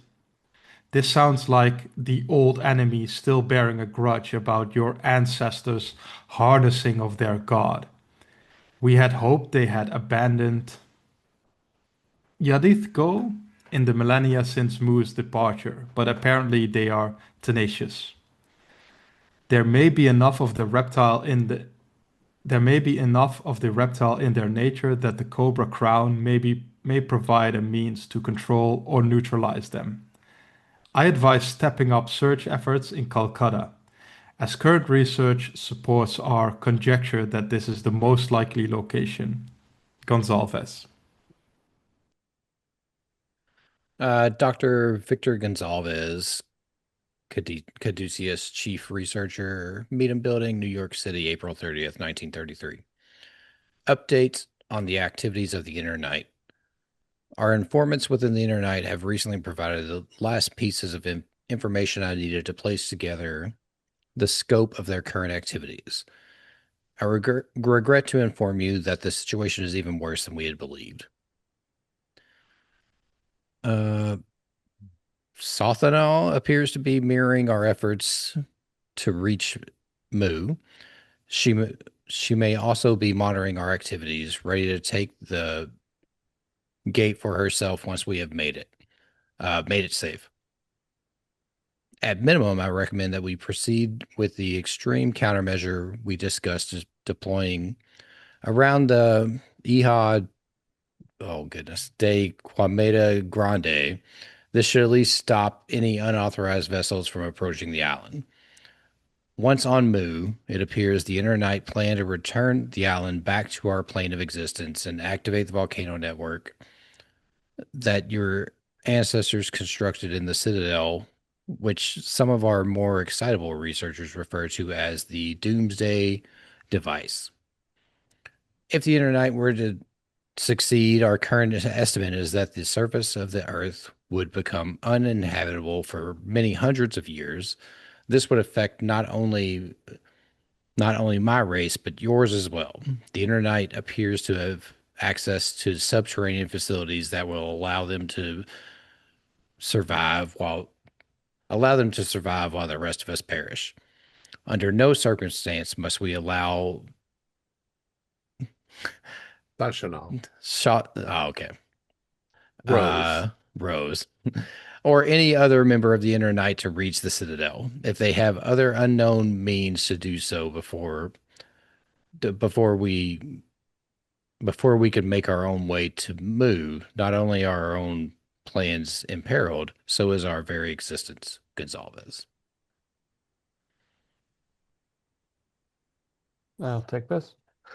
Dr. Victor Gonzalez, Caduceus Chief Researcher, Medium Building, New York City, May 3rd, 1933. So back again. Update on the activities of the Dreamer. After debriefing employees and agents who have interacted with Tiranish, often referred to as the Dreamer by said individuals, we believe that we have established some troubling details. Tiranish's allegiance lies not with Yeg or Tsathagua, but with Gatanathoa. This makes her an unknown factor in the current conflict. On learning more about the current schism between our faith and the worshippers of the abomination, she has become openly hostile to both of us. She believes that your people have lost their way and that it is her role to fix the problems you have created. She has taken an unsettling degree of interest in our experiments with hybridization technology. In fact, if her claims are to be believed, she may even have invented this technology during her days on Mu. In conversation with some of her more trusted confidants, Tiranish has expressed an interest in returning to Mu, and the Citadel in particular. In combination with her interest in hybridization technology, this makes me fear that she has plans to make use of the facilities there to effect change on a massive scale. She has also developed an obsession with the location of the Cobra Crown. It is possible that she has the same plans for it as we have. My recommendation is that Tiranish be treated as hostile. She is too useful a link to the past to eliminate completely, but we cannot, in any way rely on her cooperation. My fear is that she will become as grave a threat to our plans as Sasha now. Gonsalves. Dr. Victor Gonsalves, Caduceus Chief Researcher, Needham Building, New York City, April 10th, 1933. Research on the facilities available at the Citadel. Before I present my report, please let me apologize for the... Sorry, it's a little hard to read. It's hard to read that. Paucity. Sorry, it was kind of blending together. For the paucity of the detail. It has been unexpectedly difficult to find written records about the Citadel. Much of the information we were able to collate comes from Tiranish, and I fear that her heretical beliefs and hostility to our organization make her an untrustworthy source. Assuming the Citadel has survived the past 10,000 years, we may be able to expect the following. The amount of energy available to the Citadel and its systems is essentially unlimited. Ancient writings refer to your ancestors harnessing the power of a god. Given the location of Yadathgo and Tiranish's hostile reaction when pressed for details, we can assume the god in question is Gathonoa? The proximity of How do you pronounce that? Gatanathoa. Okay, Gatanathoa presents potential danger. Multiple sources give dire warnings about the curse placed upon those who look upon the god. The recent incident at the Meadham estate would indicate that this is not merely superstition. Okay. Tiranish confirms that there are large-scale manufacturing facilities available at the Citadel. It appears that we will be able to create any biological agents you require. There are also facilities for the assembly of biomechanical entities, and Tiranish believes that they would allow the mass creation of insects. That sounds familiar. There are mechanisms in place for the manufacture and control of transport spheres. We believe these may be connected to the operation of the so-called Doomsday device. There are automated defense systems protecting the Citadel. Although these may no longer be active, Tiranish last saw the Citadel long before the final fate of Mu and is unable to confirm the reports of newer, stronger defenses. At the risk of being too forthright, may I please request that you share the rest of your plans for the use of these facilities with me. I can offer further, more informed advice if I know what resources you may require. Gonsalves. That's a lot of info. To think about. That was a lot of info. Well, not only that, but Dolores had it, so she knows now. Exactly. So if she knows, she might be spreading the word. How did she not go nuts reading that, though? Like, someone, like your boss, all of a sudden you hear, like, is a snake person, and they're talking about gods and things like... Does she think we're all crazy? Dolores is made of sterner stuff. Well, she's been here for 30 plus years, so she might be thinking about retirement by now. Who knows? Well, it seems like we'll have to do some investigations into Calcutta. It's possible too that a good measure of that she didn't understand at all, but it's definitely weird. But which is why I know we've talked about it. What date are we on? Like, where are we? Are we in June or July? This was all in April? Yeah, I'm not Those sure. are from April and May and February. So Bolivia was half of March somewhere, and I think we've been, going through it. So most of these are like. So there were some references. It's got to have been a few months by now. Yeah. Yeah. We're probably into June-ish or close At to least. Fern,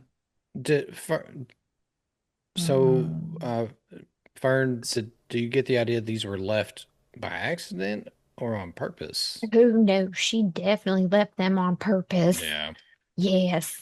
Yeah. So Gonsalves, he kept reportedly saying between my species and your species.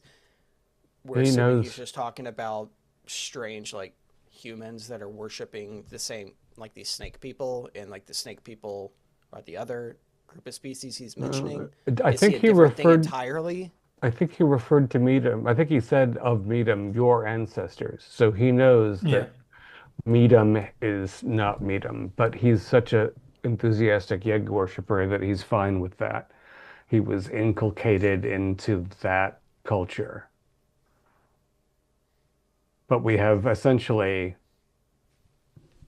two organizations that worship things we don't like, referring to a third that's no better, and everybody needs to get their hands on the Cobra Crown as soon as possible and or get to Mu in the Citadel there. Should we even be trying to get a hold of Tyrannish now? It sounds like she's just as much of a hassle we're Well, dealing with as like Caduceus at this point. Caduceus considers her a threat, and maybe she is, but I think we could still get some use out of her, and even at least knowing where she is and knowing what she's up to. Do we have a way of neutralizing her if things go south?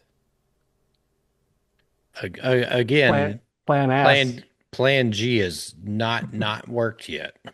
I don't want to use Plan G in our base if she shows up. Yeah, I I don't think she's mean, coming to us.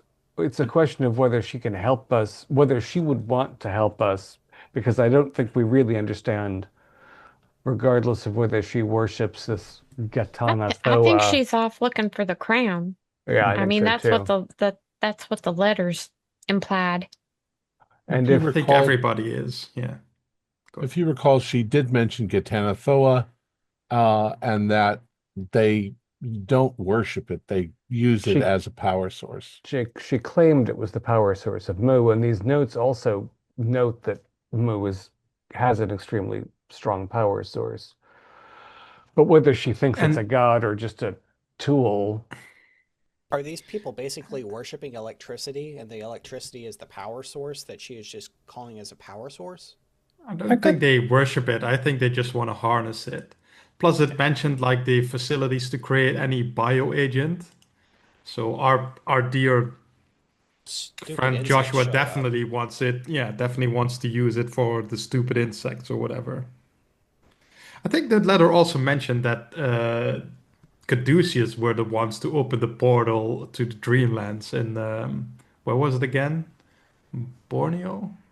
yeah. I'm It bad with it didn't geography. men it didn't mention Caduceus opening it, did it? It said they were looking for a portal to Mu. I think they opened the one in Brazil that they hoped to go to Mu, but then the giant reptile came and used magic and violence on them. Oh, maybe I misinterpreted. I'm sorry. Okay, I'll need to go over them Would be nice to figure out once this more. portal technology slash magic. I'm on that. I was gonna say the sun bomb is kind of like portal-ish technology, right? Yeah, So, Hmm. Buzz is starting to understand portals and gate technology slowly. If you Uh, could but it, figure out how to make a smaller version of that, such as one that only opens up for like 100 yards, that could be very useful. oh, in a few weeks, I imagine Buzz feels confident he'll have a full working gate that we can walk through and go anywhere we want. That fixes this whole Caduceus plan really quickly, then. Just leave it in the building. I mean, uh, by the way, Buzz, you are okay, right? I thought I saw you mumbling these past few days here and there, but you're just thinking, brainstorming ideas, or Uh, what's going on? yeah, so I think when Buzz is like brainstorming the gate technology, there's a moment where Buzz starts buzzing for like maybe a few seconds and then kind of drops back into normal conversation. It's like I think I understand how these gates work. I was really hoping you were going to keep referring to yourself in third person. Buzz thinks this is going on, but And for what it's worth on that front, Buzz, I have had some experience and efficacy regarding using hypnosis to help people who've been through shocking and bizarre experiences reorganizing and reintegrating themselves. If you feel like you're in distress, I we think can you set aside get some time. I think you get uh a response in like a grunt, but I think maybe in the eyes you see like a flash of anger that you're not used to seeing from Buzz. Does anyone know Portuguese? I do. Nope. I'm a language expert. Your character knows Portuguese? My character knows Portuguese. Ah. Yeah. What You, does Ilha de do da Portuguese. Camada Grande mean? I'm guessing like Ilha is island and the Grande is big. About as far as I could get to. Once you roll your Portuguese. All right. Don't have a lot, but let me see what I roll. Oh, I passed that. Yes, that is a hard success. It means the big burned island. Big burn. And if you look it up, it is in fact off the coast of Brazil, and it is colloquially known as Snake Island because it is completely covered in deadly poisonous snakes. Nobody lives there. Nobody goes there. It's avoided. Apparently the snake population there is out of control and the snakes are deadly. And that's, I think, where we're going to end it for this evening. As soon as I find the thing I haven't memorized ever. Our players included Cohen Lighton, Carrie Comer, Kent Blue, Julian Arba, Dakota Poole, and David Gasway, with yours truly as the keeper of arcane lore. We have a Discord server where you can chat with other members, you can set up private games, and you can learn the finer arts of gameplay and game mastering. We provide audio-only versions of our shows free for you to download from Spotify, Podbean, or iTunes. Support for the show is provided by our patrons who are listed in the closing credits. If you'd like to show us your appreciation, please visit our Patreon page, or you can use the thanks button just below the screen. Like, share, and subscribe to our channel, and punch the bell icon for updates on our latest shows. And leave us some comments. We enjoy reading them and answering any questions you might have. This is Thom Raley, together with all the members of our gaming club, inviting you to journey with us once again into the darkness for another adventure into the universe of H.P. Lovecraft and the Pulp Cthulhu role-playing game. Until next time, good luck and good gaming.